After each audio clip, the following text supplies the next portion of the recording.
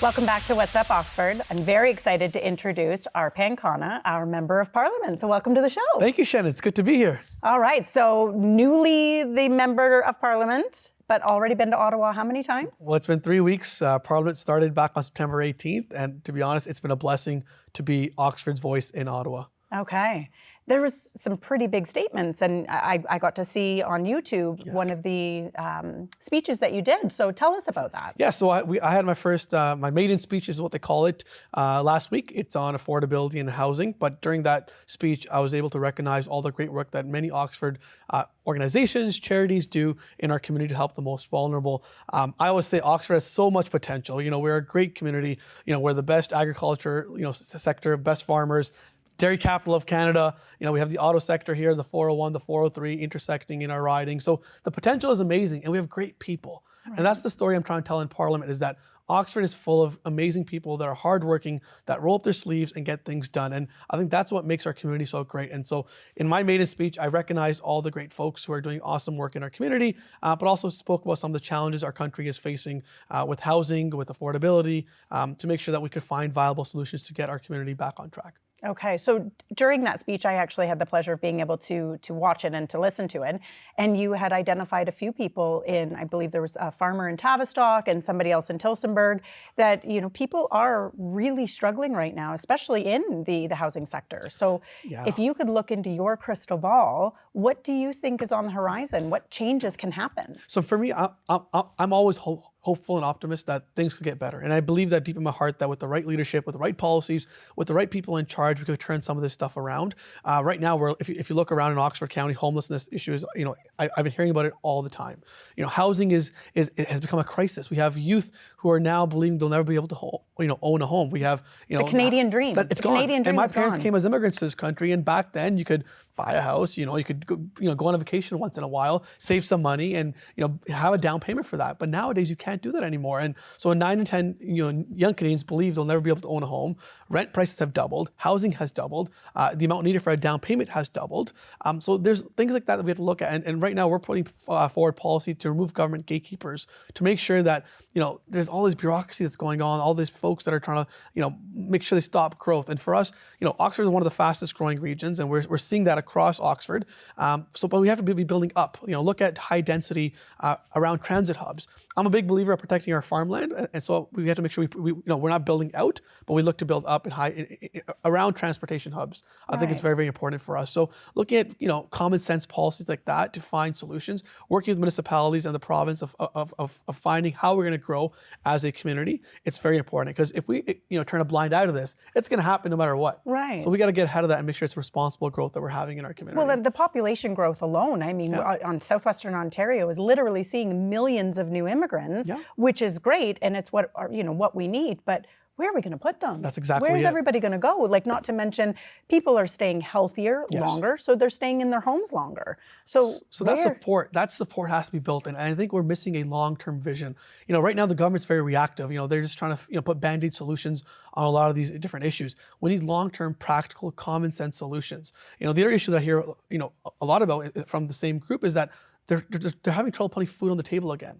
And people are working harder and harder, and they're barely getting by. And whether it's getting groceries for the Thanksgiving dinner this past weekend, or just getting food for the kids during school, it costs money now. And back in the old days, you could buy 5 bags for $100 of groceries. Now you get one bag for $100 now. You barely get a bag. And so that's the kind of thing we have to look at. So the carbon tax is something that we're talking about quite heavily, is to scrap the carbon tax, because when you tax the farmer who grows the food and you tax the trucker who ships the food, ultimately Canadians pay who are buying the food. So finding those kind of practical solutions, making sure there's more competition in the market as well. Right now there's a lot of big grocery CEOs, controlling a monopoly, opening it up, supporting more of our local food as well. So we're going to be putting together a strong platform of ideas to help provide relief for hardworking Canadians. Wonderful. And I heard actually on the news just yesterday, I can't remember exactly what the numbers are, but something like 60,000 families used the Toronto Food Bank last year, and that number was up over like 275,000. Yeah. And we were just talking about it on a previous segment too, that there's, hard-working families that are having to resort to in Tillsonburg. We were at the Helping Hand Food Bank. Great volunteers, great organization. Diane helps run that, and they're all dedicated to making sure that the most vulnerable are actually supported, and they saw a 60% increase from last year. 60%? 60%. So there's 7 million Canadians, as per the Food Bank Canada's study that says they're struggling to put food on their tables. We saw 1.5 million Canadians go to a food bank in a single month. 1.5 million, and those are record numbers. Right. And when I was knocking doors, people that I spoke to said, we have jobs. We're going to work. It's just the costs have gone up so much that now they're just struggling. So we have to make sure the support is there for that, and that's why I always ask if you could support our local food bank, please do so. Right. We're very fortunate, we're very blessed, but there's a lot of folks in our community, our friends, our neighbors who are struggling, and I think the holiday season is coming up as well. So if you could just dig into your pockets and just give a little bit wherever you can, it'll go a long way in supporting our communities. We had somebody on earlier from the United Way talking about that exact situation, that years ago there were many families that could donate, go through the pantry, and the Realtors Care food drive is always a big one, right? Where you go through the pantry and go, oh, you know what, I can not use these canned vegetables or this pasta and give it to families in need. But even those families are now going, I need to hang on to that food because I don't want to give it away because I'm going to need it for my own family because donations have gone down. Donations have gone down across all charities. We had the Woodstock Nursery come out as well, and they said that even for their kittens, the donations that they used to have coming in are all gone. People are not adopting pets anymore, so they're facing a crisis. So we have to all come together as a community, and I know that Team Oxford will. And if I can help in any way, my office is always open for that as well. Well, you're definitely always out in the community. We love to see you. We're going to take a short break. We'll be right back.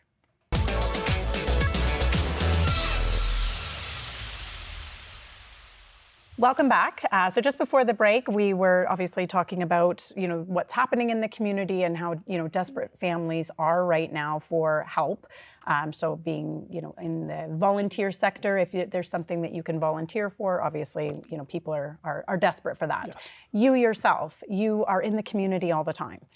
Prior to you being elected, there was some noise in the community saying, why should we vote him in? He doesn't even live here. Yeah. You do live here, right? I own a home. I live here. My family's here.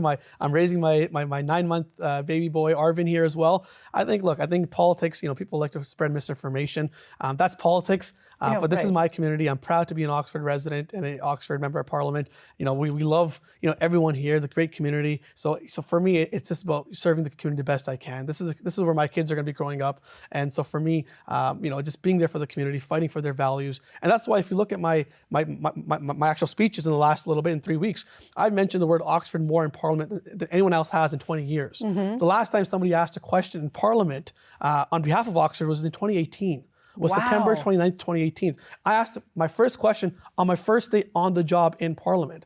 So I think for me, it's about making sure we get things done. And I think people are tired of just politics being politics and people talking the big game or they showing up for the campaigns. I'm here every single day fighting for our values and for our community. And that's what you'll get with me, is that you'll get someone who's just straight up an average guy, nothing fancy. And I said that in my maiden speech as well. I don't come from a privileged background. I'm a son of immigrants, a son of factory workers. My parents, when we were growing up, we used to pick strawberries just to make ends meet. I'm just an average guy fighting for our community who's sick and tired of just, being left behind and unleashing Oxford's full potential. That's really disappointing to know that nobody has ever spoken on our behalf since 2019. And I mean, since 2018. Yeah. And one thing we do know for sure is that in the last 5 years, especially, if you've lived in Oxford County, we have grown astronomically in the last 5 years. And Toyota coming to town has certainly helped us. And I say Toyota put us on the map, because for years we were just a highway town with 4 interchanges, and we continue to grow. We see tons of people that are living here. So thank you for being a voice for us. Well, thank you for giving the honor of a lifetime. Yeah, it's an honor of a lifetime to be in that seat. I take great pride in that. There's 338 member of parliaments out of 40 million people. Oxford residents put their trust in me, and it's my job to be able to fight for them and make sure they know that I work for them. That's the bottom line. At the end of the day, the taxpayer of Oxford is paying for my salary. They're my boss. Right. So if you have any questions anytime, you want to get a hold of me anytime, we have a great team in our office in Woodstock. We're bringing up these pop-up clinics across Oxford County as well for those that can't access our office. I'm always readily available. If someone wants to call me, text me. My cell phone is pretty out there as well. So we're there to serve. That's why I'm doing this. It's not because we want a paycheck. It's because I actually believe that our country needs leadership, and Oxford needs strong leadership at the federal stage. So you'll see more of this from me. It's not just, there was a campaign, I came and I left. I'm going to be here, invested in our community, fighting for our values and getting things for Oxford residents. Excellent. Here to make some change. Absolutely. And Lord knows we need it. Absolutely. So I have actually personally seen you at businesses where you've come out and you've listened to people with what their concerns are. Is that something that is still available? Does your time permit? Absolutely. This week is called Constituency Week. We get 5 days off during the parliamentary session. My schedule is packed. I love doing this stuff. It's a passion because if I can't hear your concerns, I can't fight for you in Ottawa.